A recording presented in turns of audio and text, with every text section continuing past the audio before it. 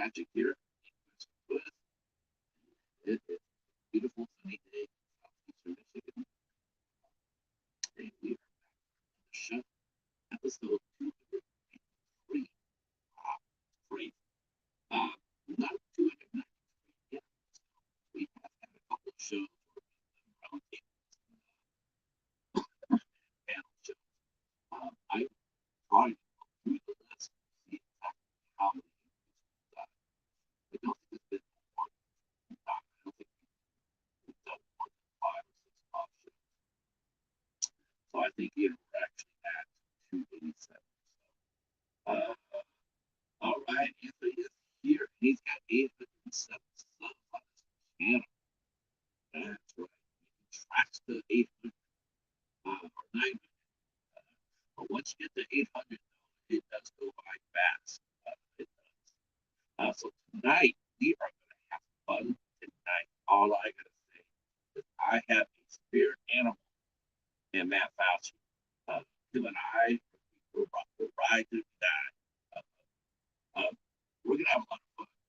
And I just found out, too, off his channel, this is really fun. I'm really happy to do this, to talk about this with Matt, is that he is heading to Camp Crystal Lake. That's exciting news. We did that last year. Me and Matt, out of the car, we went to Camp Crystal Lake. Uh, we even saw our good friends from the Lightbox Zone over at Camp Crystal Lake. Couldn't resist.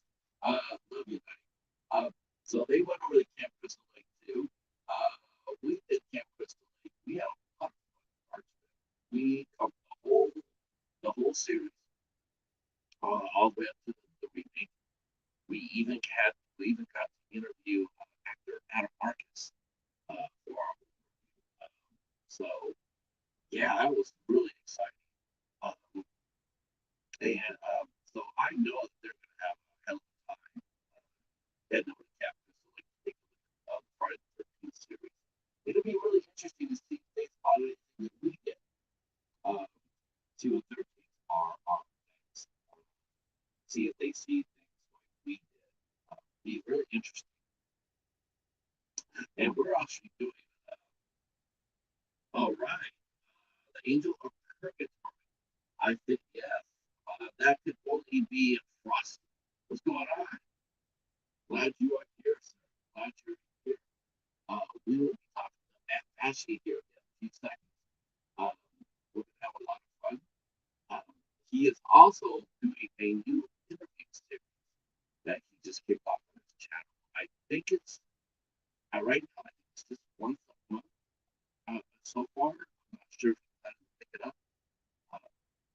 He came by and saw that, came by and encouraged them.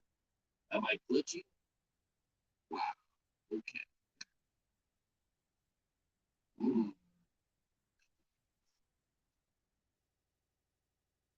Oh. Yeah, well, I'm not really surprised at that. YouTube has been really on the fritz lately. Um, yeah, I think we can probably talk about before Matt gets here. So, really, okay, let me go back and come back in.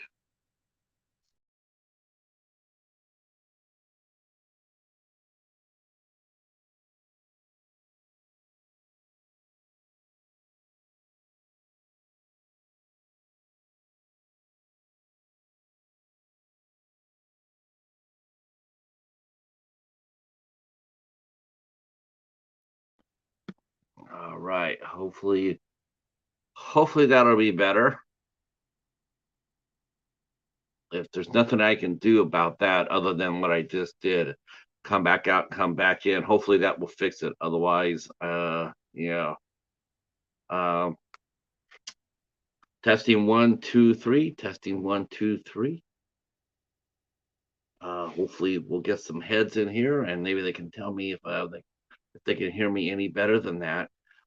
Speaking of glitches, though, for sure. So I guess YouTube has just been falling off the cliff. They have taken away views. I've heard they removed content that wasn't offensive. It's just they're just arbitrarily dismissing it and dismissing the view counts. I know that's the case for me this week. I have done 3 interviews so far, um, and all 3 of them have done dog meat. And I know by now what they should be tracking based on the chat. And all 3 of my reviews or interviews I've done this week have all been way below what they should be, way below. And it's not them. It's not the guest. It's not me. It's YouTube. I heard that one channel lost 500 views. 500. And I heard another one. And of course, there's the other side of it of the panel where someone will post a video and get glitched up immediately, like having 600 or 700 people on one day. Now we know that's a glitch. We know that's a glitch. If I did this interview today, and I posted it, and I came up tomorrow morning, I saw 700 views. Yeah, it's not me. That's the tube. All right, our guest is here, so I don't ever like to leave anybody in the basement. So him and I are going to have a lot of fun. Hi, Jamie. How are you? How are you? The cheetah went to the vet, and he did great.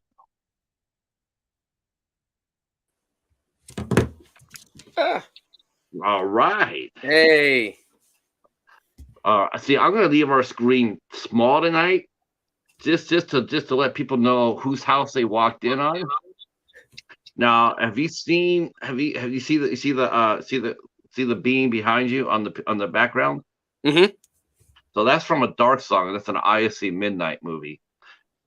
So so you and I are gonna have a lot of fun because I take it you don't, because we're gonna talk about A24. We're gonna have fun. Super psyched to see you heading toward Camp Crystal Lake. Oh yeah.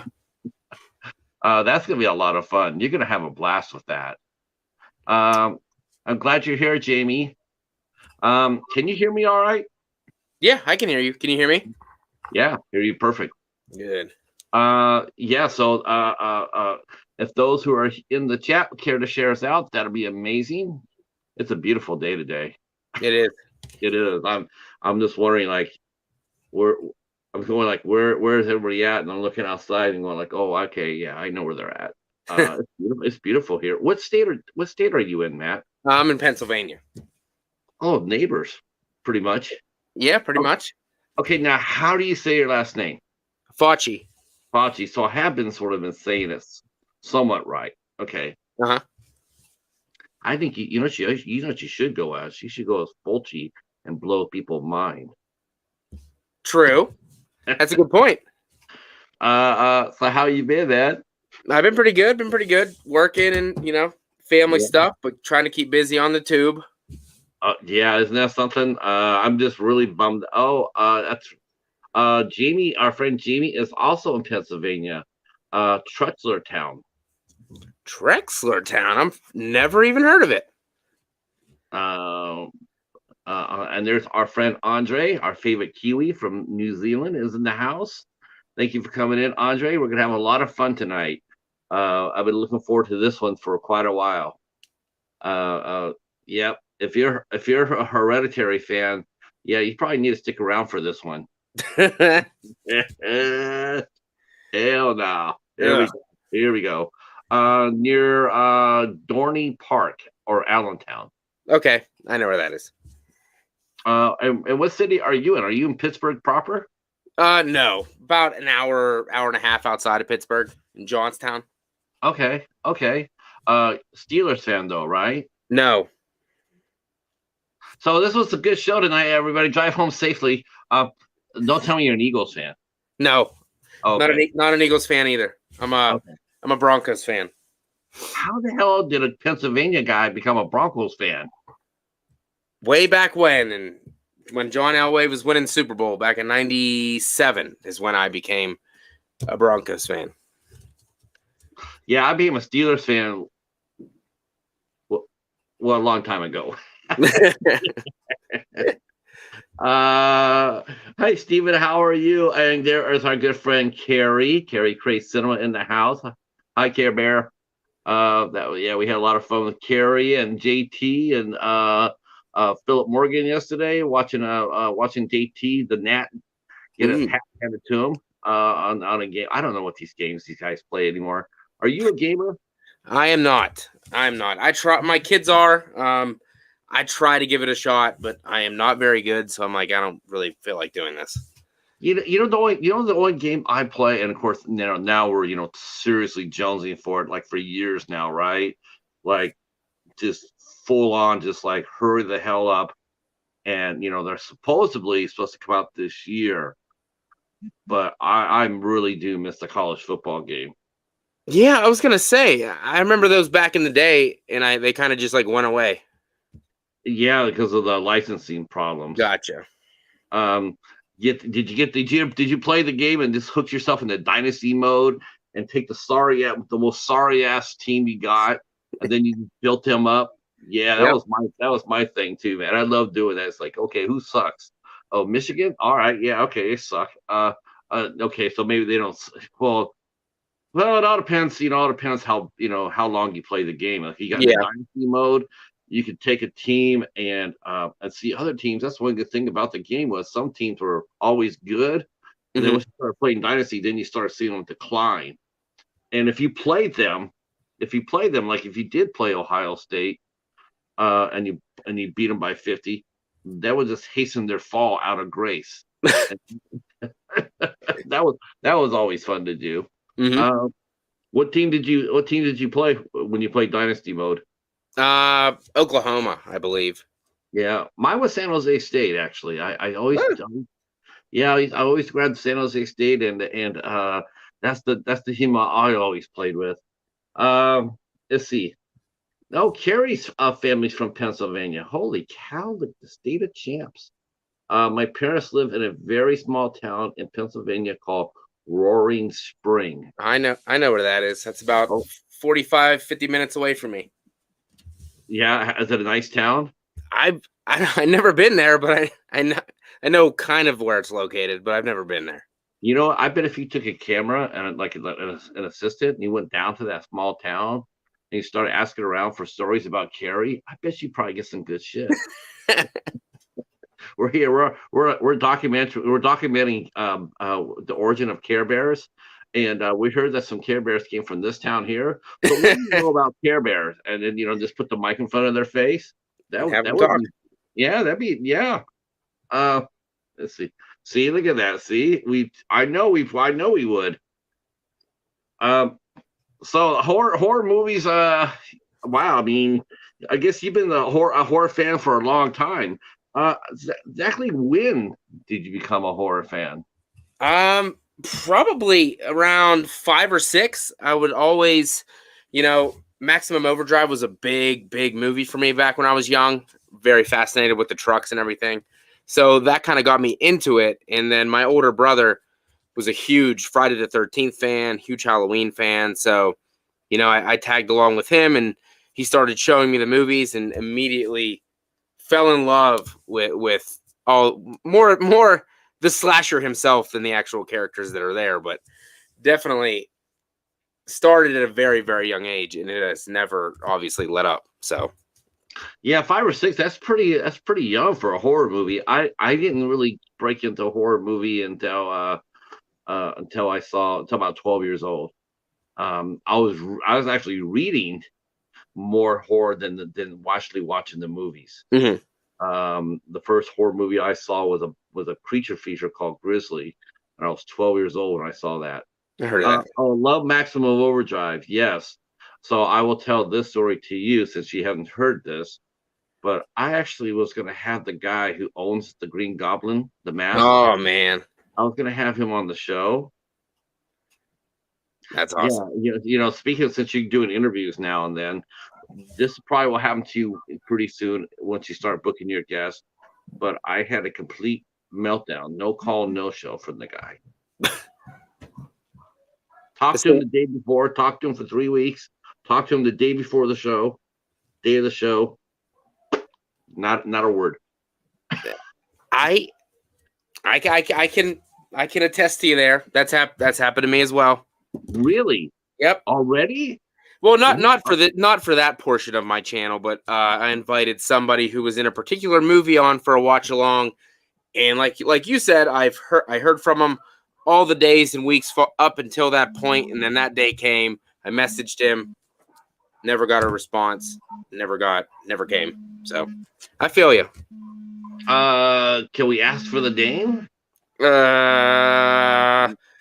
It was he did message me a little bit later on, like in the week or whatever, but it was Damien Maffei from The Strangers.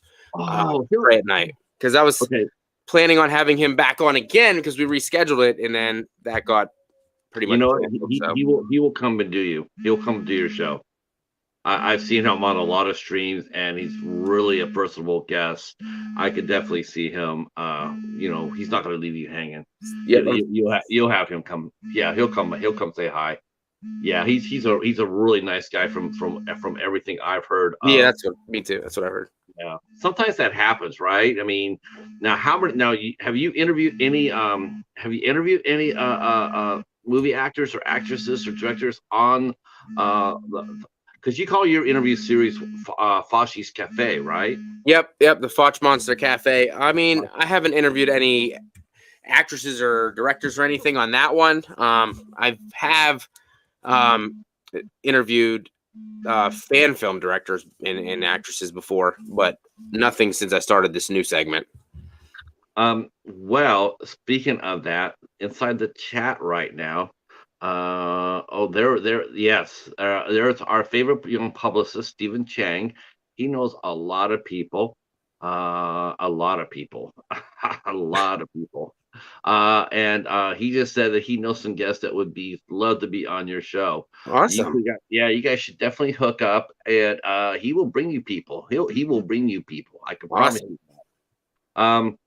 But that's a really cool aspect of your channel. I mean, what led you to decide to get into the interview game? Because I saw your first one, and I'm going like, okay, this is going to be cool, because I'm always hyped to see other shows do this. What did you get? How did you come across? Decided you wanted to do it? Well, I saw you doing it on your channel, of course, and then I was on Sledgehammer Horrors, and they've been doing it for a while as well. And I was like, it seems like a great way to go outside of the normal content creators that I associate with. So, and it was something different that I haven't done on the channel before. So I was like, why not take a shot, bring on people that I'm not too familiar with, and get to know them, and maybe create a relationship with them, so I can, bring them on the channel later down the road, or vice versa. So it definitely seemed like a great opportunity that I was not partaking into before that. How you like it so far? It's fun, isn't it? I've done 4 episodes so far, and everyone has been great. I've got to learn so much about the guests, and I already have my 5th, 6th, and 7th episode locked up. So it's definitely a fun aspect of the channel. Now, do you have a Dollar Tree next to your house, close to your house? Yeah, I do. Okay, so you need to get one of these, Matt. Like next time you go out, just remember, like what did Patrick say to get? Here, let me help you. Get one of these. A calendar. Yes, get a calendar, because when you start doing the interview series and stuff like that, you'll want to keep track of everybody you've talked to, and that's coming. What's coming up or whatnot. Highly recommend getting a calendar. It's a good idea. Mm-hmm. Been doing that been living on a calendar ever since I started this show, and it saved my bacon more than once. Let's see. I see Carrie says, yes. He's got a lot of fun people. Let's see. And Carrie says, Stephen with the hookups. Yes. And Jamie is in the house. Hi, Jamie. How are you? So who you got coming up? I'll ask you that again later on. But my next ones are Christian from Planet CHH. He's coming on. I have Movies Watch Daily, which never actually interacted with him before until the other day when I asked him, and he was really cool about it. So, and Cody Leach will be coming on in a week and a half. So are you sticking with the YouTuber creators at first to get because Yeah. you're doing this are you doing this like once a week or once every other week? Um, at first it was once every month, but I liked it a lot, so I tried to squeeze a couple more in here and there. So maybe one every 2 weeks is kind of what I'm trying to do right now. Yeah. I mean, it's a lot harder initially. It's a lot harder to book guests early on, Hmm. but the more you have, the more once you get 10 and then 15 and then 20, and then all of a sudden then it starts to become an old hat. You start, Yeah. who do I want to talk to? Instead of like who will talk to me, then it Yeah. goes more of a who can I talk to? It switches a little bit. Hmm. Well, I love it. I love it. And you did mention that I was an influence. I actually forgot that until you just mentioned it again. I wanted to say thank you for that. Hmm. That's very cool. All right, so here you are. You're 5 or 6 years old. Your mom and dad are letting your ass get scared to death off of scary movies. And then you watched Halloween '78. So did that unscare you a little bit? I mean, you weren't scared of that movie though, right? I mean, Halloween 7. I don't know if I was afraid, Yeah. but I was definitely super enticed by the look of Myers, the mystique, I love Halloween, so that kind of definitely amplified that movie for me compared to others. But never, I mean, even as a younger kid, I was really never afraid of the movies, to be honest. I just had a really, really good time with them, and Halloween is obviously my favorite franchise. 78 is probably my favorite horror movie of all time. That's debatable with a couple other ones, but something about Halloween just works a lot Well, more for me than others. let me ask you this: being a diehard fan that you are for that movie, I mean, is it safe to say, in all honesty, that while Halloween it does give birth to the iconic Myers, even though it still makes me laugh when they see him get shot 6 times, and yet he shakes that off, but gets poked in the eye, and it's like the end of the world. Yeah, You know what I'm talking about, right? I Never know. fails. I talk to people, and like, yeah, Michael Myers is badass. I'm like, okay, so what's up with the hanger in the eye? He's going, what's up with that? Oh, well, we don't talk about that. No.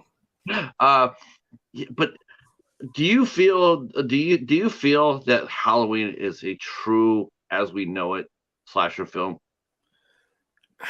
or you think it's more of just straight out suspense thriller? Honestly, kind of more suspense thriller. I mean, yes, there are kills, but not as many as there in the slashers to follow. That's for sure. I think it just gave the idea of a killer in a mask, and that's kind of why it gets lumped into the slasher subgenre.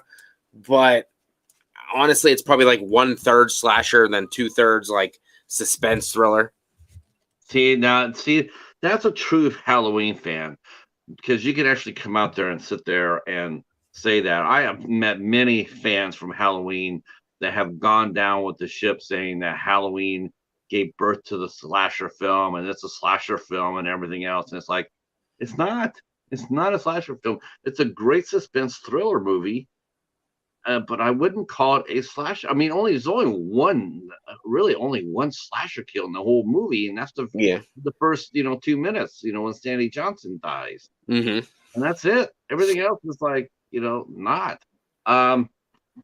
So what movie would you actually say, now that you have become a more well-rounded fan? What film do you give credit for the slasher genre? Who do you give credit to? I would, even though it was trying to be Halloween and make a lot of money off of it, honestly, probably the original Friday the 13th probably kind of kicked off the huge slasher craze. And then movies, they wanted to be Halloween, and then, oh, Friday the 13th, up the gore, up the kills. So they wanted to be like Friday the 13th instead. So I kind of got to go with Friday the 13th. I mean, Psycho, yeah, I mean, it was a slasher, technically, I guess, but Yeah, he stabbed a lot of people there. he did. But I think that I don't look at that as, kicking off the slasher craze. So I'd probably go with the original Friday the 13th if I had to say. Okay, we're gonna have an engaging chat. I can already see already. Let's see. Rick mentioned 78 Halloween. He smiles. Let's see. Carrie says, did Loomis have a good shot though? And he did put 6 bullets into his ass. He He did. did. He did put 6 bullets, and yet he shrugged that off. But coat hangers In the eye. in the eye, Shit, that makes me laugh.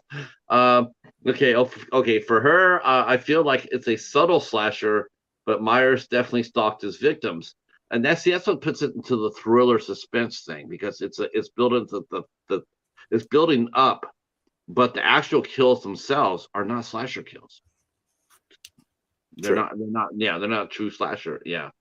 And Slasher Fred is here. Who know someone with the name of Slasher Fred? They know what's up. I always thought that the original Psycho was the inspiration for the slasher movie because it has all the elements of the like the couple making love. I have to go with that too. I always thought that Psycho was probably the godfather of the slasher film, and I always thought that Texas Chainsaw Massacre kicked open the door. Let's see, and Jamie says that she agrees with you. Friday the 13th solidified the slasher genre. Let's see, when I think of a slasher, I think of the killer stalking his victims. They play cat and mouse with their victims. Yeah, but that could be cops and robbers though too. Though they run around shooting at each other. I mean, Mm-hmm. call that a slasher film? You get a lot of cat and mouse. A lot of cat and mouse cops and robbers. Mm-hmm. I think it's the kill itself that defines the slasher. It's like how do they slash? How do they kill? Do they kill with edged weapons? It's a slasher film. Um, but now you're going to Friday the 13th. Now, will this be your first time that you've actually gone from top to bottom with it? No, it was the first series that I've reviewed whenever I started my channel. So I felt like, obviously being new, it wasn't the best that it could have been whenever I covered it. So I felt, and the fact that, the Crystal Lake TV show is going to be coming out probably next year, I thought it was a good time leading up to, Friday the 13th in October to dive back in to do a better job of going over each film in the franchise. And I love the Friday the 13th franchise, so I figured, why not talk about it again? It doesn't get old for me, so why not? I agree. Are you? We used the Bat and I. We used the Friday the 13th box set that Screen Factory put out. Mm-hmm. That's what we used for our overview. Man, that's a great set. That's a great set. A lot of cool information in that. And a lot of observations, a lot of things that when we talked about it, like, I hadn't seen it for such a long time, the whole series. Mm-hmm. And actually the remake, that was the first time I ever watched it. And I got to tell you, man, I fell all in love all over again on Friday the 13th. I did. I was like, Happened. I know why I like this series. Well, my favorite one was Jason X. Really? X. Hell yeah. They got the two of the baddest final girls on in the series. Oh, Rowan and Cam 14. All day. The best kill in the series was in Jason X. And it wasn't the girl who got her face wiped out. It was What? Jason. No, it was Jason himself. Jason himself got shot to shit. Man, that was the best kill the whole. I mean, she just like wasted his ass. She did. She did. I mean, it wasn't one of those like, that single stab and okay, I stabbed you and then walk away. No. Okay, I stabbed him in the eyeball. I can walk out now. No, she just sat there and empty clips in his ass. Like, now that's a kill right there. Yeah, see, Lexa Doig was one of my favorites. Mine too. She was cool. Well, what's your favorite movie of the franchise? Part 3, actually. Yeah, one to four. I like those overall. I like 1 to 4. I think they're the best movies made. They are. They are. When Jason's grounded as human, Yes, the series is that's when it's the best. I know most people like part 6. I know that's a fan favorite, but I'm like, it's fine. You mentioned the your Camp Crystal Lake series, which is a really weird and terrible, ironic twist, which is Victor Miller's series, and that's coming out on 8/24. Yeah, I'm holding my breath. me too. I'm hoping for the best, but if A24 gets puts their we're gonna make it really weird for its weird sake, I'm gonna hate it. Just let Victor go. He knows what Hmm. to do. Just let him take care of business. Believe me, he knows the character. Honestly, Victor Miller knows this character better than Sean Cunningham does. True.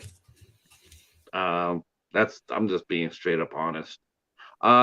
Who's the special guest today? Is Matt Facci from Facci's Cinema. Uh, he has a YouTube channel, and I should go ahead and drop that so everybody can dash over there and give him a sub because his channel is mighty. You are racing toward 5,000 subs. I'm trying. It's been tough for a little bit, so just gotta keep grinding. Okay, here we go. Right here, there's his channel right there. It is, doesn't it? It is. I mean, is it hard for you to promote your channel to get people excited about it now? I mean, it's That's 5,000. that's why I try to bring on guests that people want to see, and then I think it's going to be big and be successful, and then it doesn't turn out that way. Sometimes gets a little frustrating, but I do enjoy talking with everybody, so I just keep it going. I think collaborations, us doing this, the intermingling, the interviews with each other's channels, I always really do enjoy listening to those. Hmm. I mean, guests outside in the business are awesome, but I really do enjoy talking to creators. And I like the fact that that's what you're doing. You're doing all creators right now. Yeah.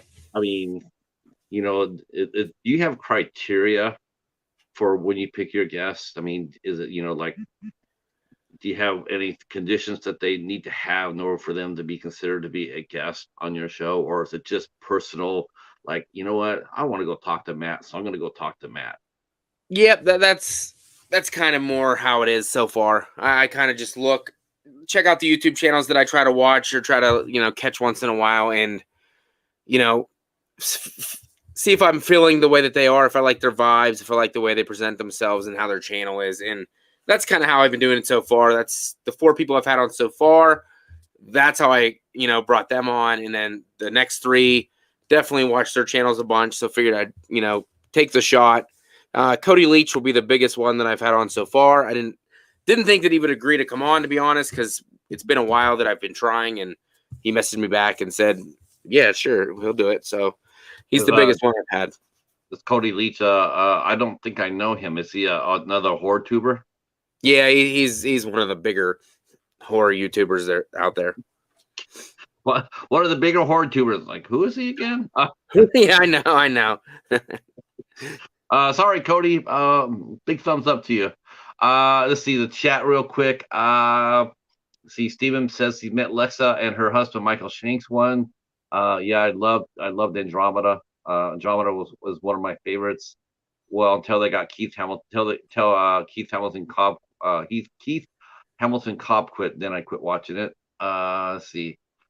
Matt needs to send me a top 10 guest list. Yes. Lynn Lowry keeps asking me to get her for you. All right. Oh, we're definitely gonna talk about that. We should, Lynn Lowry. I'll do that. That's a name. She's a great actress. Let's see. Even though it was a science fiction movie, but the original The Terminator is definitely a slasher movie. Yes, definitely. You have the woman being targeted by an unstoppable serial killer, and who kills obstacles in his way. Yeah, that's definitely. I would say get Lynn for Matt first, Steven. If you can get Lynn Lowry to go ahead and go on Matt's show first, that would be awesome. Because he has a bigger channel, and I think it would help the community more. So how about like that? That's how we roll. Appreciate it. Yeah, if you could do that for us, Steven, by all means, that would be cool. Because you saw that I'm not sure if you saw this or not, but the Night Watch Zone they had recently had they had Catherine Mary Stewart on last week, Hmm. and they're gonna have Sandy Johnson on soon. I think the end of this month or next month. I think this month. Is there 31 days? No, the Yeah. 31 days. Is there May? 31 days in May? Yeah. Yeah. Then it's this month. Yeah. Yeah, they're gonna have Sandy Johnson on. All right, so now you're gonna go back to Friday the 13th. Are you taking any hosts with you? Are you gonna take any special guests, panelists? Um, I'm undecided on that.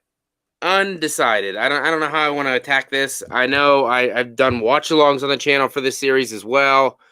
I didn't know if I wanted to intertwine reviews slash watch alongs. Um, Still up in the air. I just wanted to see if people were interested in me going back to talking about Friday the 13th. And overall, the consensus was yes, go back to camp. So I'm going to You go know, back to camp.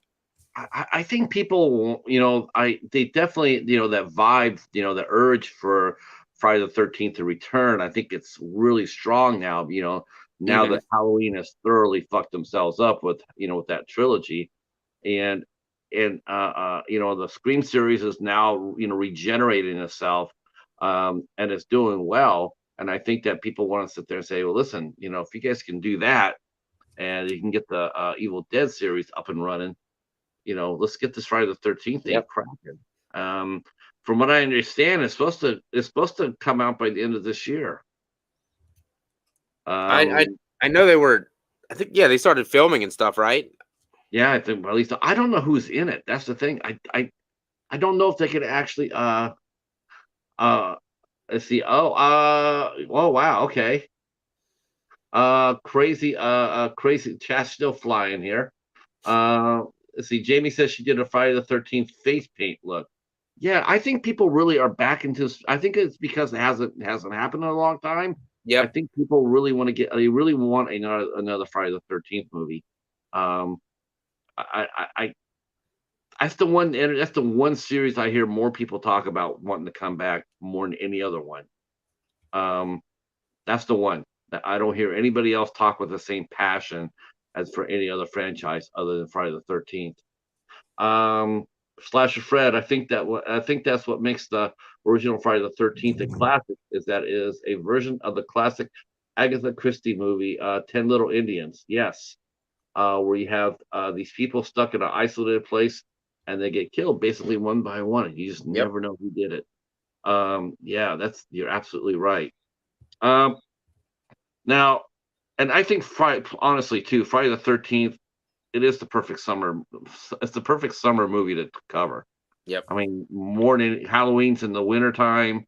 Uh, um, Scream also in the fall time. Students and whatnot. Yep. Friday the 13th is a summer movie. It's a summer series, and I think a lot of people really just get really nostalgic for that.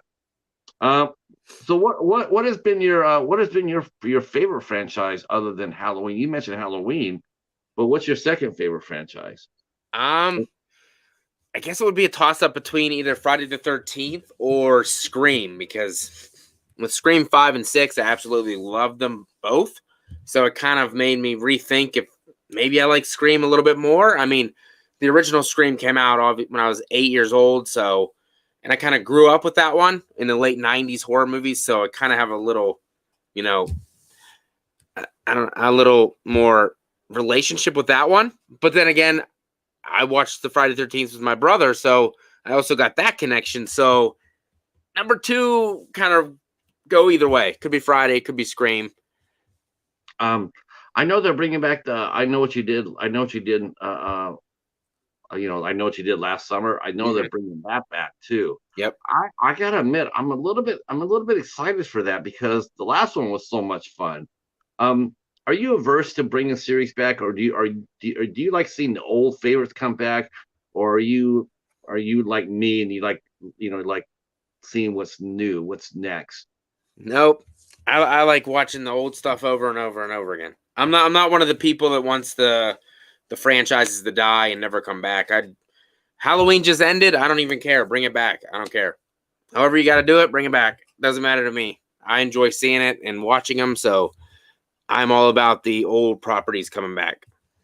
You know, I read that they. Oh wow. Okay. Thank you. Yes, by all means, feel free to connect with each other. By all means, including Matt. He is getting there. You're only like less than 300 people away from 5,000. 5,000. God, I can't even imagine that. That's that's a lot. That's It's a lot of people. Um, that's a lot. That's a lot of people. I'm with you about the franchises too. I think as long as they're brought back with some thought behind it, yes. like if they're gonna bring like sometimes they just drop the ball, like Candyman. I mean, it's just like, oh Jesus, just no, just like no. What was that? Um, I know a lot of people hated the Nightmare on Elm Street, the reboot. Yep. What did you think of that? Were you one of those that loved it or hated it or had love or mixed emotions? Well, I'm not even a Nightmare guy at all, so Oh, I, really? I, I have no idea why I went to see the remake opening night at midnight. I was at the first showing. I don't know why, but I was there. And I walked out and I enjoyed it. I had a really good time with it. But honestly, I watched it that first time and I don't think I've ever watched it again until about a month ago. I rewatched it. Okay. It's fine. I don't hate it. I don't think it deserves as much hate as it gets. I know Freddy looks a little wonky, but it's not Jackie or Haley's fault that he looks like that. I thought his portrayal was fine. He was trying to do his own thing. He wasn't trying to be Robert Englund. So I was fine with that. It was a very depressing movie, like super depressing. The acting was, it was fine, I guess. You're much nicer than I am. I thought the opening kill was cool. Other than Jackie Earl Haley, man, that was painful to watch. It was painful. It was painful. It was very. I get it. They're in a depressing situation, but it was everything about the movie was just depressing. What kind of I mean, so you're into old school, so nothing new, right? No blind buy. You don't do blind buys like you heard people talk about a movie, like maybe you got to go see Hellgate. All right, yeah, that sounds good to me. If Matt Facci says I should watch Hellgate, I'm going to go look for Hellgate. Do you do any kind of watching like that? Like, if people started giving you recommendations for movies that you hadn't heard of before, or is it something that you would sit there and go like, yeah, I'd try that? Or are you just going to stick to the tried and true? No, I do love the tried and true for sure. But I mean, if somebody gives me a recommendation and says they really, really enjoy it, I'll definitely check it out unless it's an A24 film, and then I probably won't because I know for a fact I'm not going to like it. So, what about Beau is Afraid? It looks interesting, but it doesn't look like a horror movie. No, you know what? Did you ever see? I mean, that movie looked like it was made for an audience of one. It really did. It was made for an audience of one. It was just made for Ari Aster. That was it. Maybe Joaquin Phoenix. Maybe I have a feeling Ari Aster would make him buy a ticket to see it. Yeah. But I think that movie was just made for one person, and it's just like, oh, I just hate filmmakers that do that shit. Self-indulgence is not a luxury that looks good on a film director. No, it just doesn't. And I'm even saying that as far as Steven Spielberg with The Fabelmans. You know what? It's like, if someone would have wanted to take in Steven Spielberg's story, like Ron Howard wanted to go make that movie of Steven Spielberg's, I'm okay with that. Mm-hmm. But when I see him do it, it's just like, it's too self-indulgent for me, too self-serving, and I'm just not really, it's sort of off-putting. Yeah. Let's see. Let's see. Robert Englund also gave his blessing. Yes, he did. He did like Jackie Earl Haley. Yeah, it's Kala mentions the remake's not the worst. Yeah, it is still worse than the franchise. I mean, I mean, Jackie Earle Haley is mighty, but he could not even he could save that movie. He was an awesome Freddy though. He was good. I mean, that's. I'm sure when Robert England watched that, I'm sure Robert England was thinking to himself during the first, the first three movies, thinking, yeah, that's how it used to be, stealing it, like I'm a fucking child killer. I'm not a stand-up comedian, Yeah. and I really do appreciate Jackie Earle Haley not doing that. Mm. Hey, Steven from House of Horrors in the house. Echo from the Echo side in the house. Holy cow, we got all sorts of people in here. Hobbs Horror in the house. Hopefully feeling better. Now, where was the first movie that you actually bought for your? Are you a physical media guy? Yes. Like we are. Yes, thank God. Yes. So what was the first movie that your mom and dad allowed you to buy? The sad thing is I had a bunch of VHS tapes, and if I would have known they would have been worth money now, I wouldn't have gave them away to Goodwill for free. Mhm. But I think, honestly, the first thing I even had wasn't until later, and it was like a compilation. It was Boogeyman, where they had like clips of all the different big iconic horror movies. That's like the first VHS tape that I ever had. Oh, fun. Do you still have that one? No, I don't. Ah. I wish I did. Yeah, it used to be you go back now. It used to be you could go out and find VHS tapes. You find them for a quarter at that same Goodwill. But now I don't even see them on the floor anymore. I think people are just they're selling them now. Yep. Our library used to be able to go in there and get them for free. Well, they just walk in there. They have a box of VHS, and you just go help yourself. Mm-hmm. Yeah, the first movie I ever bought was a VHS tape. I bought Starship Troopers. Okay. Big science fiction fan? Not as much. Not as much as horror. What science fiction do you though? What do you like though? I don't even know if it counts. Does Terminator count? Terminator 1 and 2, does that count? Yeah, science fiction. Well, then yeah. I love Terminator. I even like some of the bad Terminator movies. I think I find enjoyment in all those. I mean, Aliens, Predator. I like majority of those. Those are all science fiction. I mean, I guess I prefer Predator over Aliens. I mean, I love Predator. Predator's badass. But I kind of don't go outside of my comfort zone, which I get crap for all the time. But I just don't do it. It's just that you and I have really never really talked before. So we're gonna help you out. Me and the Cheetah, we're gonna help you out. We're gonna help you. We're gonna help you. Anybody? I mean, so what did you think of that when you did watch the A24 films? I mean, did you just find everybody just fucking overhyped them to fucking death? Every single A24 film is overhyped. 5 out of 5. It's the best movie you're ever gonna see. It's the scariest movie you're ever gonna see. And then I watch them, and I don't think they're scary at all. I don't find them enjoyable. They're just artsy for the sake of being artsy. Yeah. I mean, there's a couple of the movies the A24th I would recommend. They were released before A24 became everybody's darling. Uh-huh. Like my favorite A24 film was Remember. Matt, that movie will blow your ass away. Remember. That movie is deep. Christopher Plummer, Martin Landau, just an amazing movie. Super really good. Their earlier stuff, they did Dark Places with Charlize Theron. That was really good. All their earlier films before anybody knew who they were was good. To me, they were some of the best. But the ones that got out now, oh my God, I just don't get it.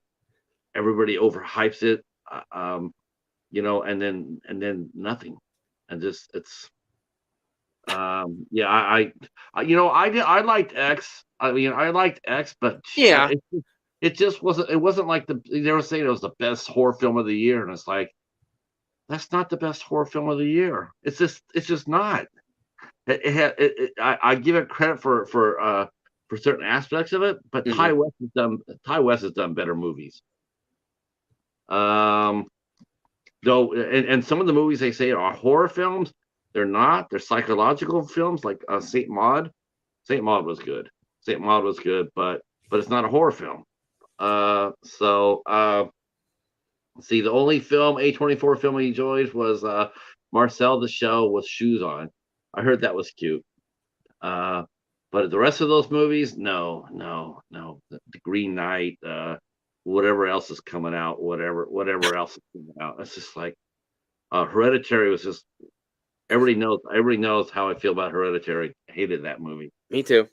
Just didn't like the Lighthouse. My sisters went and saw the movie. Let me ask you this: what about word of mouth? I mean, I mentioned that just a few minutes ago, but who do you listen to? As far as your the people that follow your channel and in your circle, what people do you listen to if they came up to you and said, "Listen, Matt, I got a movie I think you might like to watch or cover on your channel"? Who are some of the voices that you listen to? Honestly, when it comes to checking out new movies, kind of nobody, to be honest.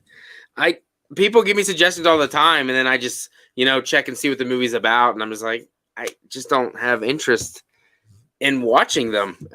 I've limited time, obviously, so I don't want to spend it watching movies that I really have no interest in. Like the A24 films. I mean, all my buddies that I interact with tell me, "Oh, you got to watch that," and then I watched it, and I just feel like I wasted 2 hours of my life watching a movie that I had no interest in whatsoever from start to finish.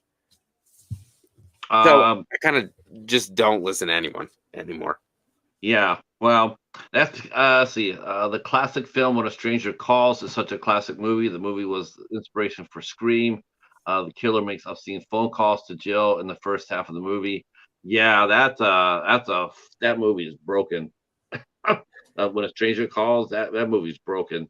The first half of that movie is absolutely, yeah.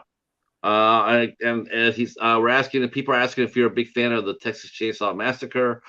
That would be a yes, I would think, right? Yeah, the majority of them, yeah. I can have a good time with probably any of them. Like the original one, you like the original one? I like the original one, but I'm in the camp that likes the remake more than the original. But that's probably because I'm a little younger, so that might be why. Jamie says she listens to no one. I know what I like. Jamie likes Hereditary. No. How many of you guys like Hereditary? It's okay, Jamie. Or the like. How about The Witch? So my favorite part of that was the talking goat. That was yeah, you're the man. Me too, man. That was the best part. Dude, easily the best part. I'm still looking for a Funko Pop, Black Phillip. And then the ending, she just walks into the woods and like floats to the sky, and I was like, what? Yeah, but that goat was the shit, man. That was the shit. The goat was the best. I was laughing my ass off when he comes running around going like, that goat is acting like a damn cat. That was having the crap out of him. I was crying. Yeah, that was funny as hell. Not meaningful. It didn't mean for that to happen, but be happy that it did. Because that is the best thing about The Witch by far. So who are some of your favorite directors? John Carpenter, obviously. Pretty much love everything that he does. Almost everything. You can't tell me with a straight face that you love Ghost of Mars. I don't think I've ever seen it, to be honest. Oh yeah, if he had, you would be sitting there going like, oh. The majority of John Carpenter I like. Every great director has a misfire. Yeah. I like some Wes Craven, not all of them, like you said. There are some good ones, some bad ones. I really don't. That's probably another aspect of my channel that I don't really do. I don't really keep up with directors at all because people come to me and they're like, who do you think should direct the next Nightmare on Elm Street movie? And they'll rattle off some names. And I'm like, I don't even know who they are. I just watch the movies. I don't really know the details. So I guess I'm not the best movie reviewer in the world, but. Yeah, you know what? Man, directing Stephen Chang saying that he liked Ghost of Mars because it was a great action film. Also, Natasha Henstridge. Those are all good points. except that the movie looks like it got made for $2.24. And Jamie Jamie said that she liked Hereditary. See, but Jamie saved. We love Jamie. We adore Jamie because Jamie's a huge David Lynch fan. So she's all good. She's all good. Yeah. Let's see. Tom Holland is good. Yep. What about George Romero? I mean, I like Night of the Living Dead in those movies, so I guess we could toss him in there. Do you think that today's modern horror films, of course, you got the slappies that are crying in their soup, saying every movie's woke, whatever the fuck that means. I mean, do you feel like there's like sometimes there's horror movies can be good vehicles for commentary. Do you mind that a little bit? Do you mind, if a writer or a director expresses themselves a little bit through their art, to give a message out? I mean, I don't think there's anybody out there with a sledgehammer.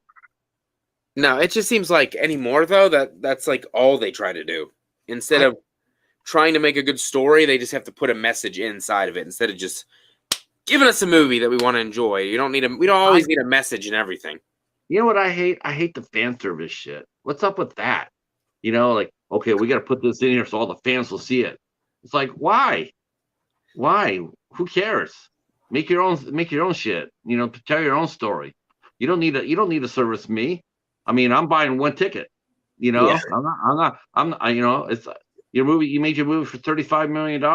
I bought one ticket. Oh God, thank God. Have Cheetah and Facci bought 2 tickets. We're saved. Nope. Oh man.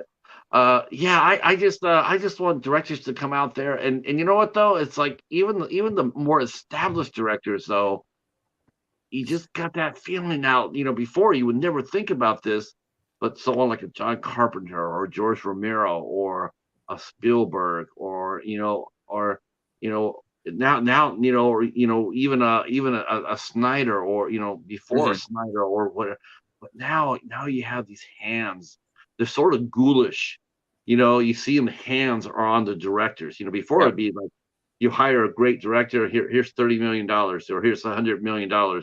Here, Peter Jackson. Here's $200 million. Go make Lord of the Rings. And we're gonna stand over here and we're not gonna say anything till you come over and show us the movie. Now it's like here's $200, $200 million, and I'm attached by this handcuff to the money. I think it interferes with the way the movie made. Mm-hmm. I think there's too many pots, too many chefs stirring the pot. Agree. Let's see. John Carpenter was trying to get the magic to happen with Escape from New York and Escape to L.A. That's my favorite John Carpenter movie, by the way. Escape from New York. It's a good one. That movie's badass. Let's see. Even though it's film noir, but the classic '40s movie Sorry Wrong Number is the inspiration for the harassing phone call troupe. Yeah, that's right. That's right. Meant to drive the young lady crazy. Gaslighting. I think that was like the first one. I mean, Peter Fonda on a surfboard. Well, Peter Fonda as the devil. How about that?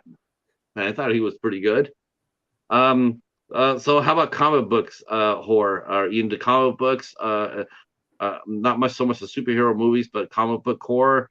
Big fan of that. It's something I've never got into. I know it's out there, but just never crossed my mind to get into it. I know it's very popular, but I just never got into it. I can get that. I mean, it's weird. It's like I've gotten, through the library, I've gotten a lot of the comic book movies as of late. But before it, you would get them and then you rush in and watch them. I really haven't really done that lately. What do you do when you get a movie that you really, really like, that you really, really want? Do you buy it to have, or do you buy it to watch as soon as you get home and the kids are in bed? Buy it to have, because I love having the physical copy of it, but I probably just watch it on a streaming service, honestly. What's up with what's wrong with us? I, you know that I always said we should get a T-shirt made in the community. It says, "Yes, I have that. I just haven't watched it yet." I say it all the time. Got a uh bunch of movies over there. I have them, but I never watched them. huh. And how many ISC at Midnight movies do you own, Matt? I don't think I have any. I don't think. Oh my god! Oh my god! We gotta rescue this poor man. Yes, we're gonna have to rescue you. We're gonna have to do something here. We're gonna save him. We need to save him. Bring him back to the dark side because we got cookies. Uh, uh, so what's some of the movies that that you would hesitate to watch or recommend to anybody? Have you ever watched a movie that you just said, I'm trying to think. Well, obviously, besides the A24? A24 crap, that Oh, trying to hell think no. really. I try to give stuff a fair shake, except for that stuff. I mean, I'll pretty much watch anything. I mean, I'm trying to think if there's a movie that I've watched recently that I just would never recommend to anyone. Oh, I watched Wolf Cop a couple weeks ago. I know a lot of people are huge fans of it. I watched it, but I honestly wouldn't recommend it. I did not enjoy it at all. It was supposed to be like funny and horror at the same time, but it just didn't work, and I wouldn't recommend watching it if you haven't seen it. Okay, we're asking another question here. How many Wild Eye or ITM movies does Matt have?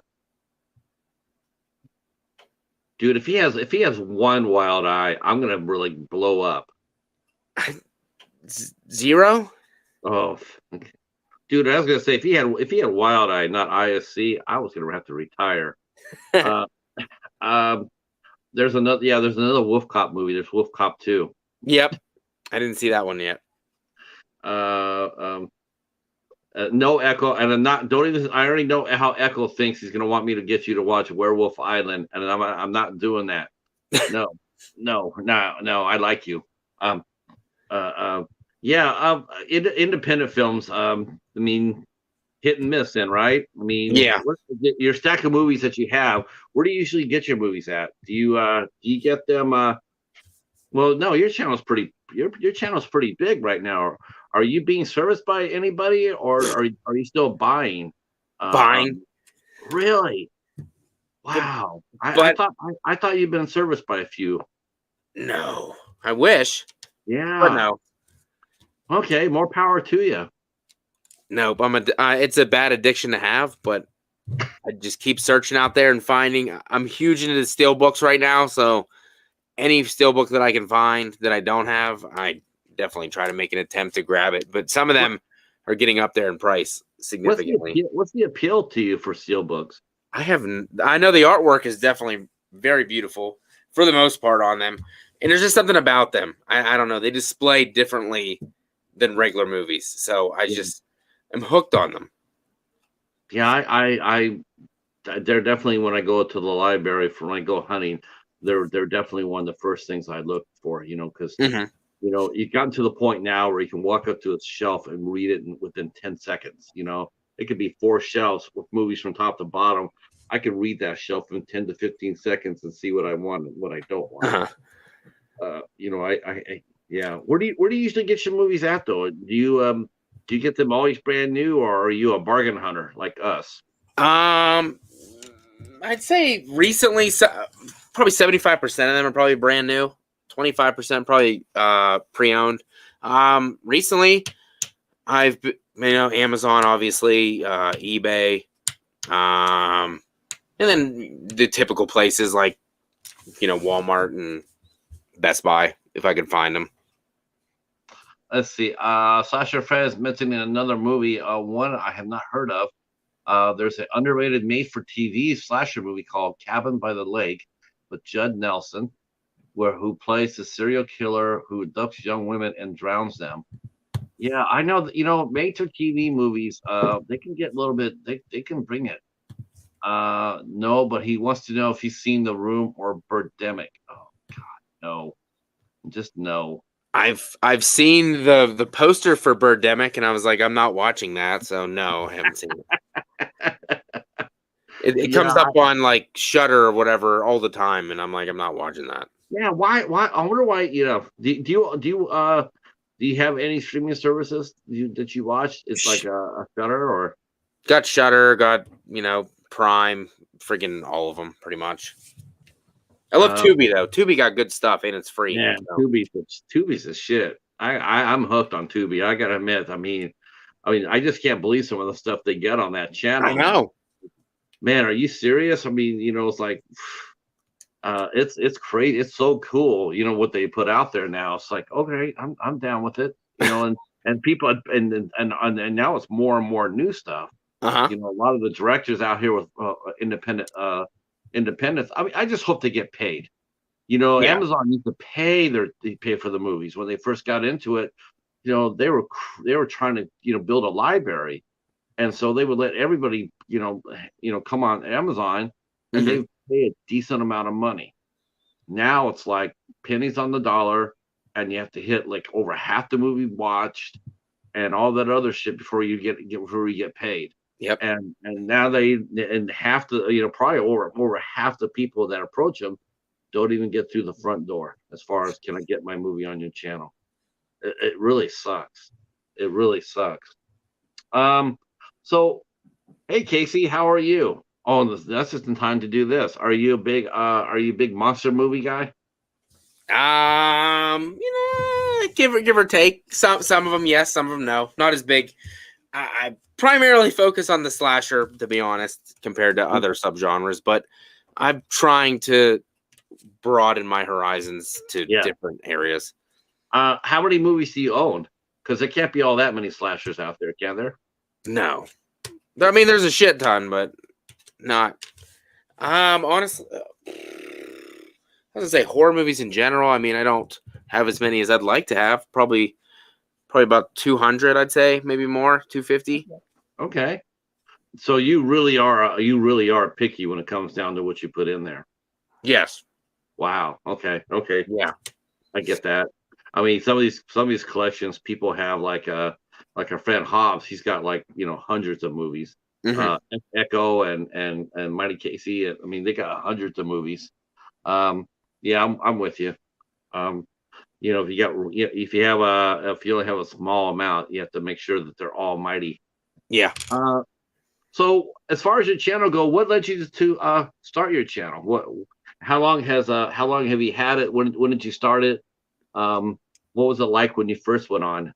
I started it back when COVID obviously first started and we couldn't go outside, couldn't do anything. I always was a big YouTube watcher. I would watch like Drum Dums, and I'd watch Dave McRae's channel a lot, and we watched a movie, and it looked like they were having a really, really good time, and I chatted back and forth with a bunch of those guys, told them I was interested in starting my own channel, and they said, just go for it. If you love talking movies, you love talking horror, just go for it. You have nothing to lose. So, got the camera, got the computer, got everything ready to go. And I was super nervous, obviously, never doing it before. Did my first review. It was rough. It was not the best, but that's expected. And kept going. I didn't stop. The views weren't crazy. Obviously, the subscribers weren't crazy. But was it easier to get subscribers back when you first started than say today? I mean, do you find yourself gaining subscribers more and more because of the size of your channel? When people see, there's almost 5,000 subs there, people are seeing that and they're going like, "Wow, that guy must be doing something right. I want to get it. I want to be part of the action." I think that helped a lot because took me forever, obviously, like a lot of other channels, to get even to the first 100. You got to persuade people to want to watch you. So, you have to definitely try to be as professional and entertaining as you can. And I think when I first started, I was sitting in like a camping chair with a freaking light above my head. It was dark. You couldn't even barely see me. And they were really bad, and that's like I did Halloween and Friday the 13th review series simultaneously, which was very stupid and a very too much work to put into entry level YouTube. So I had to go back and I want to go back and redo all that stuff that I've done in the beginning, and it's definitely got a lot better. My personality has come out a hell of a lot more than when I first started. I definitely having a lot more fun than I did when, didn't do the live streams when I first started because obviously I didn't have anybody to watch them. So I really enjoy live streams a hell of a lot more than pre-recorded content, at least for me. Yeah, I love that. I don't mind doing film reviews.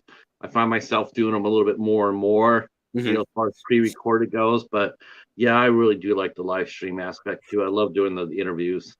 It's just trying to find that audience. Mm-hmm. How much? I mean, when you go live, I've seen some of your shows on replay because a lot of times you're on when I'm on. Uh-huh. So what kind of audience do you draw? I mean, for a channel such as your size, I mean, what do you consider a good show or a good video? I mean, what do you have for me? If an interview does 125 people, 100 between 100 125 people, I consider that a success, considering where I'm at. Yeah. What's it like for you? I mean, do you have? I know it's got to be higher than me, of course, but what do you consider to be a good show, one that you're happy with in terms of viewpoint, views? Honestly, I have the subs, but unfortunately, I don't know where they come from or who they are because I have like this certain group of people that watches every live stream no matter what. So personally, I mean, any live stream that I can get 150 to 200 views, I'm cool with.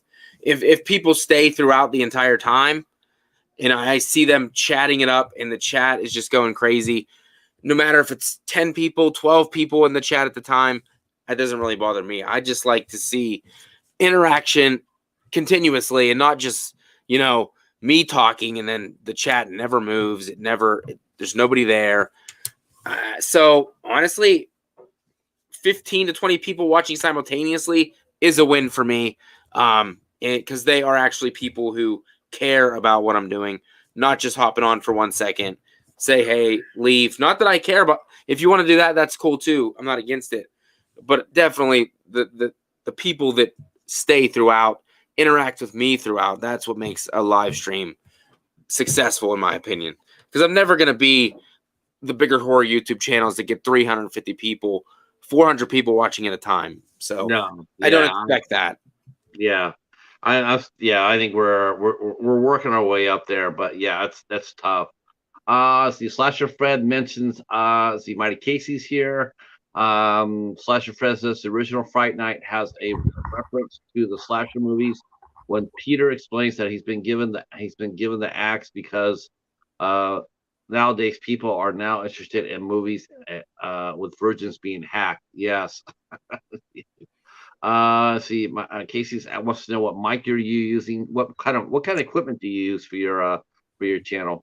Well, the mic is honestly, it was on the cheaper end. I wish I could buy the $130, $40 mic, but I just don't want to spend that much money. This one I got on Amazon. It's called Zeal Sound.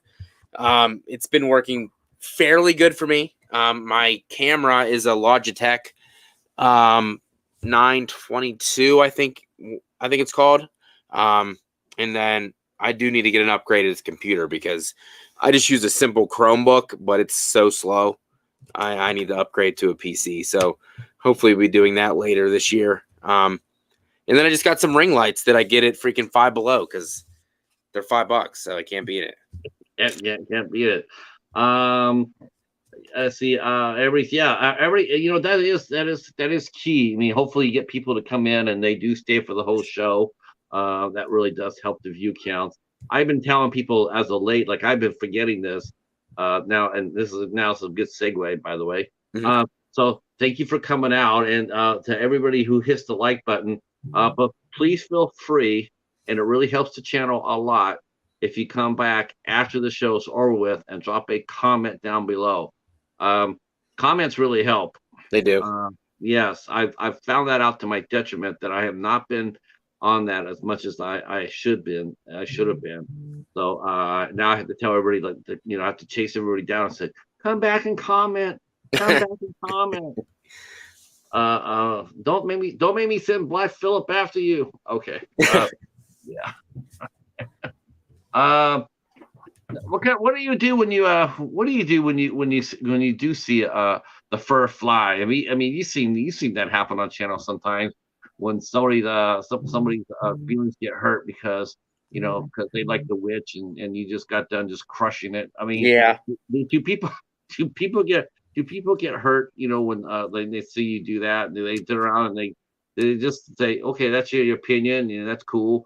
Or do you sometimes have those people that get really upset because they look upon you, they sort of look at you sort of like a role model in the community, and they're like, man, if Matt's fucking hating on this movie, maybe it's I like the movie, but if he's crushing it, am I watching the right movie? Are we not watching the same thing? I mean, do people ever try to talk you out of your view? Like, Matt, trust me, this movie's better than you think it is. My closest friends, joke about that kind of stuff, but like during live streams and everything and comments afterwards, I've never, if ever, really have any trolls that really try to come at me for not liking a movie. I'm in the minority that loves Halloween Ends. I know most people hate it. I loved it. They give me some shit about it, but never anything harsh or anything. Just the usual stuff, like it's a terrible movie and it sucks and whatever. But I really haven't had. I mean, I would love to have a troll. I mean, that would start some drama a little bit, but I really don't have any of that problem. I guess maybe I'm just too nice. I don't know. I just don't really have that arguments or anything. What's it like for you when you do a show like this tonight, when you get invited to come out to do a show? Well, how do you approach that? I mean, do you get because I'm sure I'm sure you get asked a lot to come out on other channels and panels and stuff.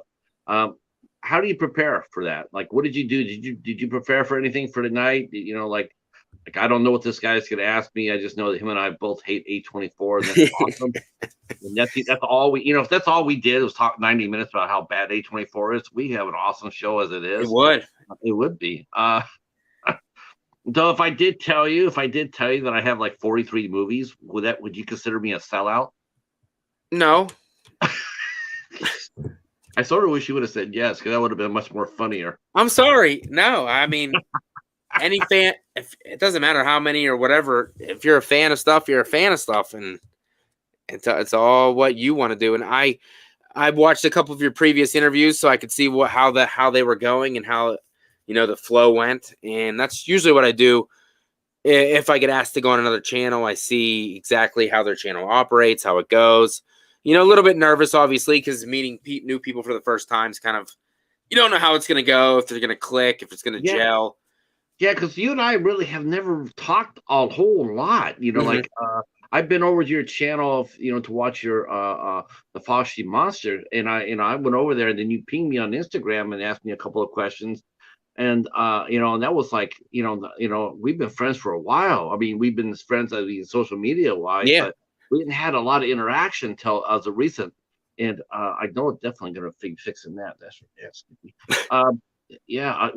because I'm gonna be covering Pearl heavy. I'm gonna be covering Pearl here in a few weeks, and I'm gonna bring my friend Matt over here to come hang out with us for that. I like I said, I didn't mind X, but Pearl, I just wasn't into that. I heard that Pearl was the better of the two, and I saw the poster for Maxine, and that just left me cold. That poster for Maxine was just boring spot.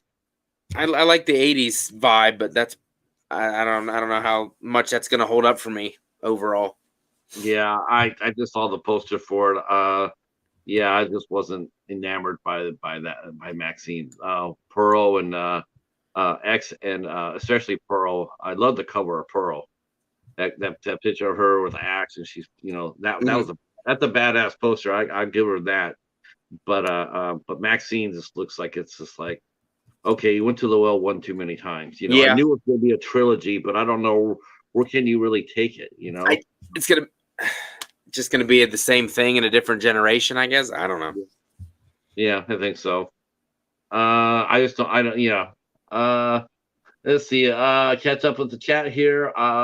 Jamie says that she loves Halloween Ends too. Now, here's what I read though. I read the director or the writer for that, Daniel Green, whatever his face is. He's doing he's making the Exorcist remake. Hmm.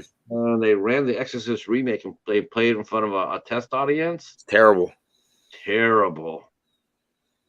I tell you, you know what it is, too? I've been reading about Danny McBride.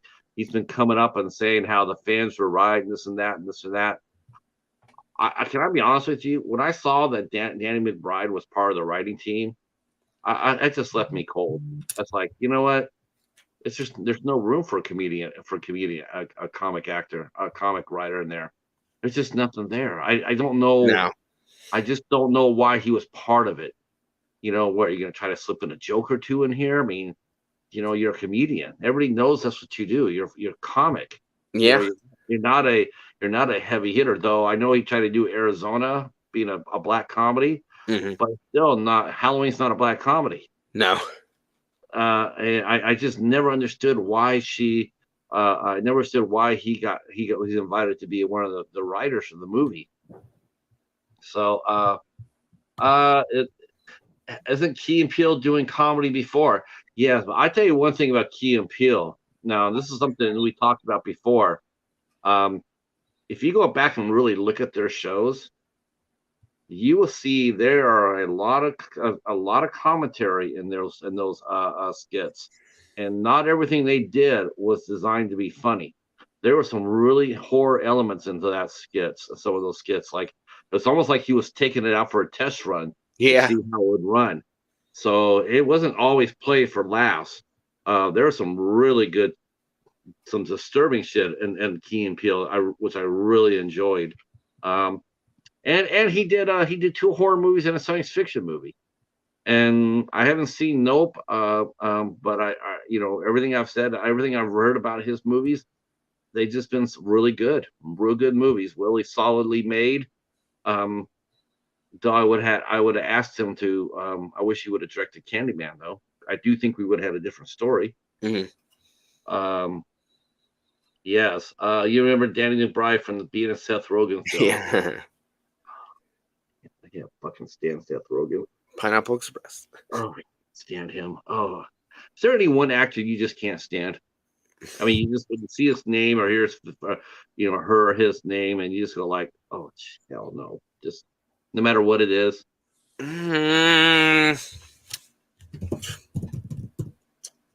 Not really, because most of the movies I watch, the people are like nobodies anyway.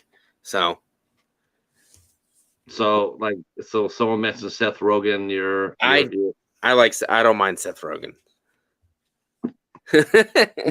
He fucked up Green Hornet for me.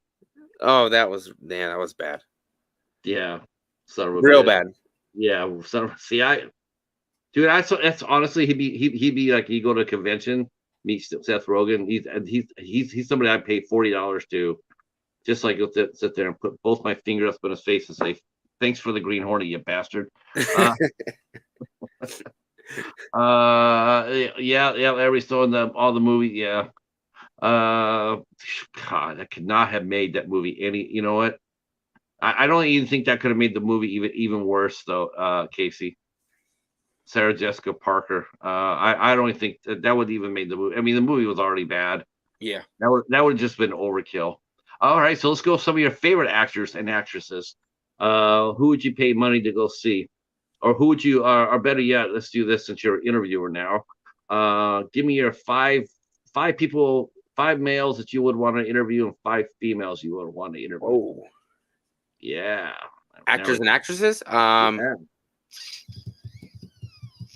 Well, I mean, I guess he's not really an actor, actress, kind of, I guess. I definitely want to talk to James Jude Courtney, who played Michael Myers. I know he's a stunt guy mostly, but I still would love to talk to him and see how he went through the process of going through everything with that.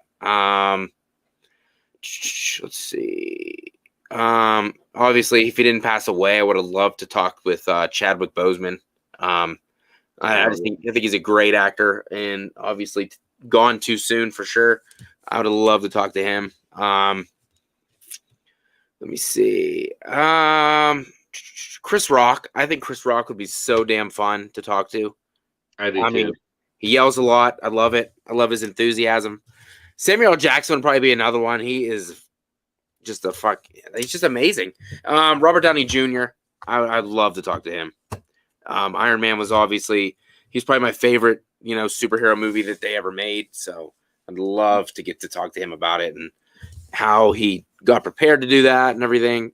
In his comeback, obviously, from his personal problems in life, and then coming back to recouping that and definitely coming out on top. What would your first question be to Robert Downey Jr.? What would your first question be? Kind of probably what made him want to change his life around from being into alcohol and having all the problems he had he wanted to get better, and what was his inspiration for doing that? I think if I got my first question to him, probably would be, why did you do Dr. Dolittle? That's a good point too. That's a good one. All right, 5 ladies. Jamie Lee Curtis, Halloween, obviously, duh. Yeah. Probably Andy Matichak, also Halloween. Obviously in the Halloween camp, so I'd love to talk to her.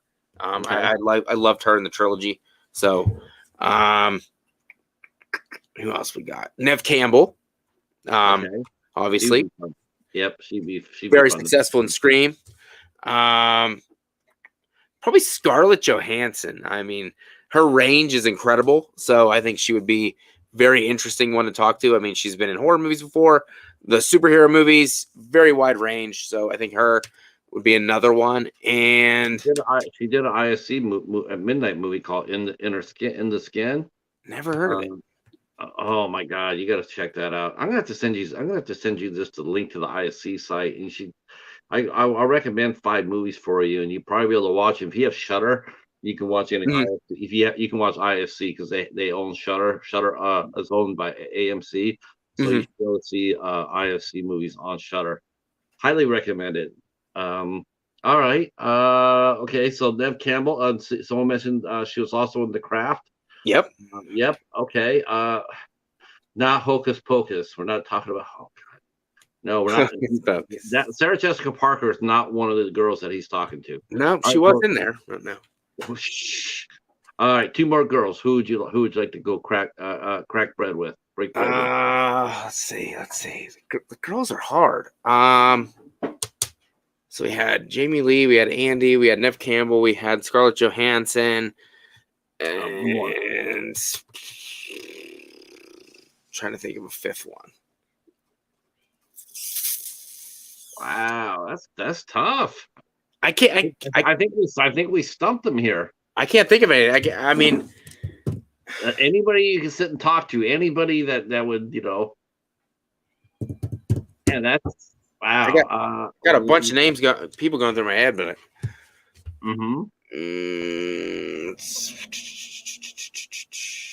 I think I'm gonna go in a wild one. Megan Fox. That would be a strange one. I'm gonna go with her. That would definitely be a strange one for sure. I'm gonna go with her. I was gonna suggest you should talk to Rainbow Fright. You should talk to DeRay.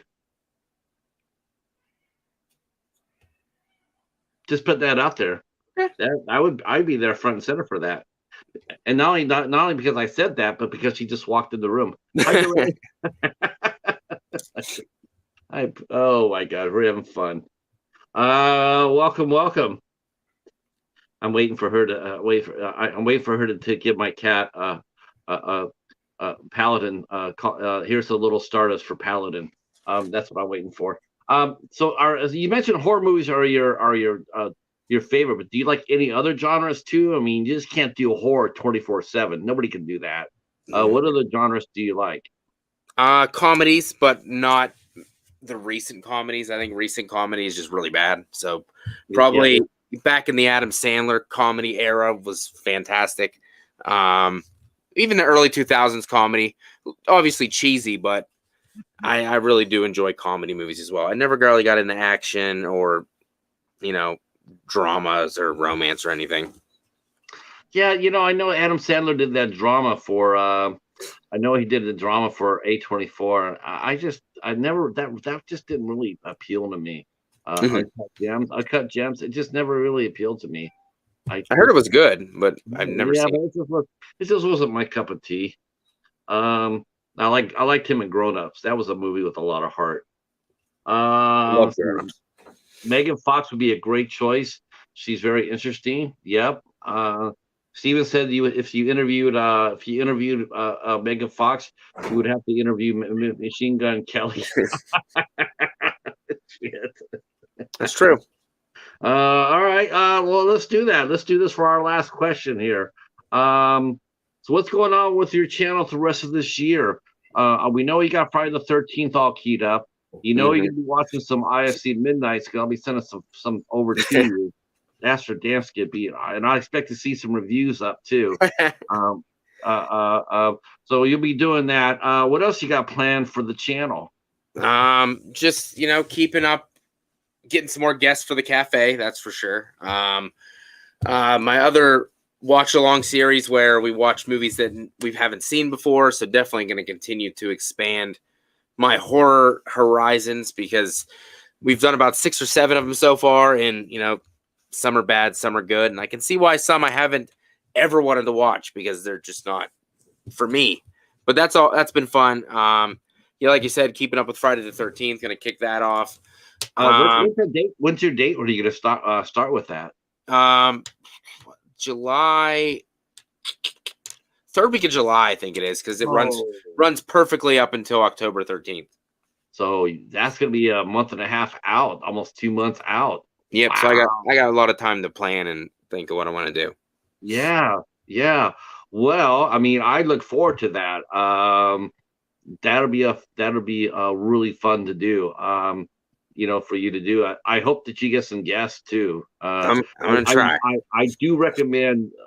This is just my recommendation, but I recommend bringing somebody up there to bounce it off with. I do. It really works with you don't bring a whole panel on there. Just get more, Yeah, get your best wingman and get up there and just chop it up. I mean, that I way you agree. can bounce ideas and stuff. But I'm looking forward to that.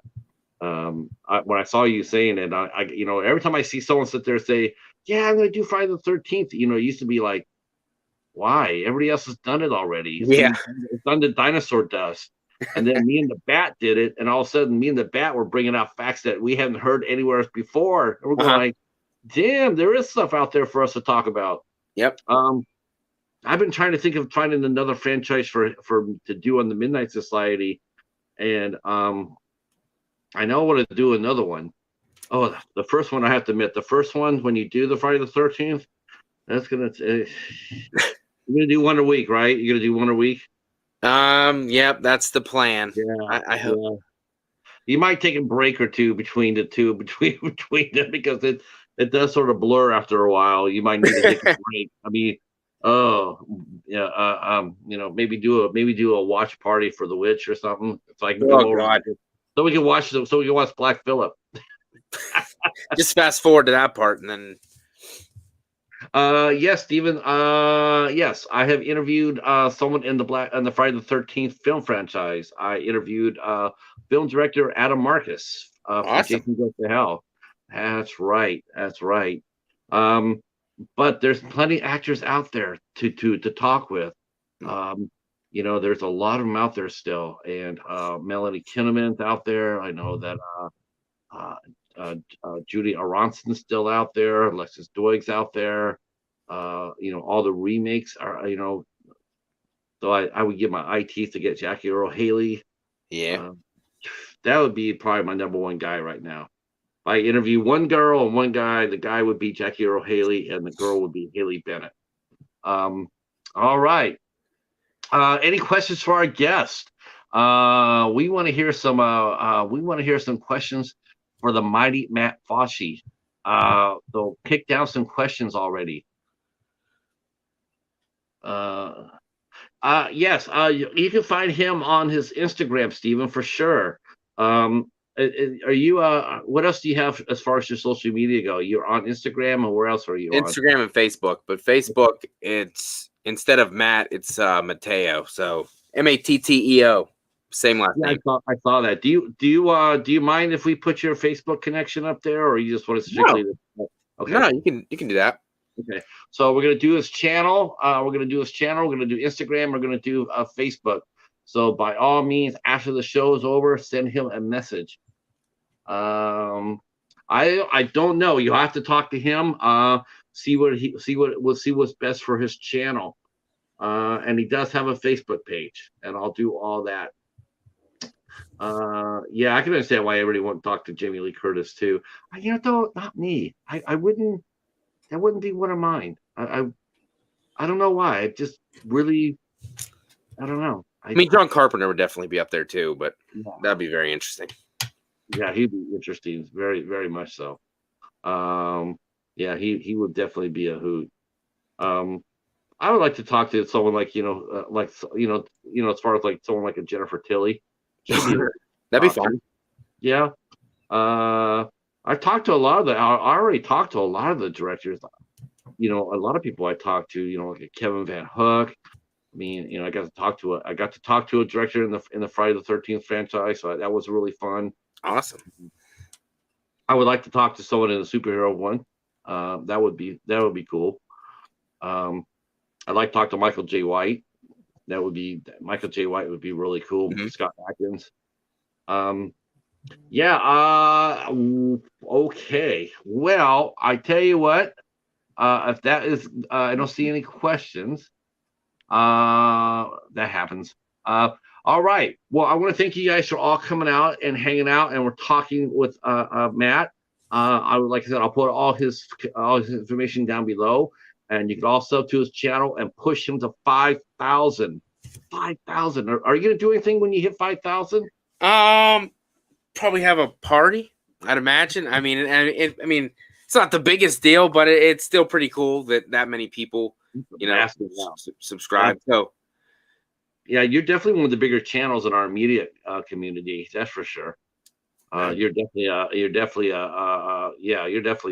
there. I mean, we all look at you and go like, "Holy shit!" So I'm looking forward to that. When you do hit 500, I know that will happen sooner than later. Let us know about the party, and we will be there with bells on. And I'll be there. I'll be there for bells on for your Friday the 13th series as well. I appreciate it. In touch. Yeah, we'll stay in touch for sure. And I want to thank the chat for coming out. It's been awesome. You guys really rocked it again tonight. I hope that YouTube will let me have my views this time for this interview. That would be nice on YouTube. Instead of waking up and seeing 20 people there, it's like, could you take any more? Yes, we can. Hold on. Tomorrow night we have singer Michelle Aragon will be here with us at 8:00. I'm looking forward to that. She's got a lovely voice, absolutely lovely. And then on Friday we have Michelle Lynn Blasky will be with us at 8 p.m. from the band Ms. 44. And of course, next Monday we have Julie Michaels from Roadhouse will be with us. She played Denise. Awesome. Amazing. It's amazing. And then on the 23rd, we have musician Todd Strange from the new supergroup I Am, and also Crowbar. And he'll be here on the 23rd. And we are going to have a lot of fun. All right, boys and girls, that's it for us. Matt, you stay right there. Everybody else, thank you for coming. Thank you for everybody helping me push Rainbow 2000. That was awesome. We have to do it again sometime soon. And drive home, be safe, and we'll talk to you tomorrow. Peace. Have a good one. Ending's always the hardest thing to do.